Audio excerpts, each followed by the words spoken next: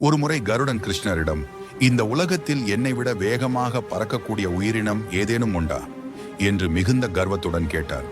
அதேபோல் சுதர்சன சக்கரமும் கிருஷ்ணரிடம் வந்து, சுவாமி, என்னை விட சக்தி வாய்ந்த ஆயுதம் இந்த உலகில் உண்டா என்று அகங்காரத்துடன் கேட்டது.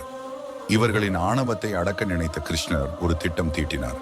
கருடனை அழைத்து, இமயமலையில் தவம் செய்து கொண்டிருக்கும் அனுமனிடம் சென்று அவருக்காக துவாரகையில் சீதாராமர் காத்து கொண்டிருக்கிறார் என்று சொல் என்று அனுப்பினார்.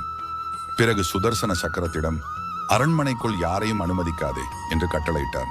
கருடன் இமயமலைக்கு சென்று அனுமனிடம் செய்தியை சொன்னார்.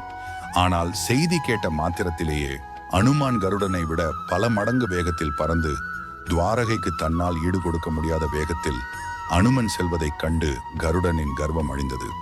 அரண்மனை வாயிலுக்கு வந்த அனுமனை தடுக்க சுதர்சன சக்கரம் முயன்றது. ஆனால் அனுமன் அந்த சக்கரத்தை எளிதாக பிடித்து தனது வாய்க்குள் அடக்கிக் கொண்டு கிருஷ்ணரின் முன்னால் சென்று நின்றார். அனுமனை கண்ட கிருஷ்ணர், வெளியே யாரும் உன்னை தடுக்கவில்லையா என்று கேட்டார். அதற்கு அனுமன், சுவாமி, வரும் வழியில் ஒரு சக்கரம் தடையாக இருந்தது, அதை இதோ விழுங்கிவிட்டேன் என்று கூறி தன் வாயிலிருந்து சுதர்சன சக்கரத்தை வெளியே எடுத்தார். இதன் மூலம் கருடன் மற்றும் சுதர்சன சக்கரம் ஆகிய இருவருக்கும் கிருஷ்ணர் ஹனுமான் மூலம் நல்ல பாடம் புகட்டினார்.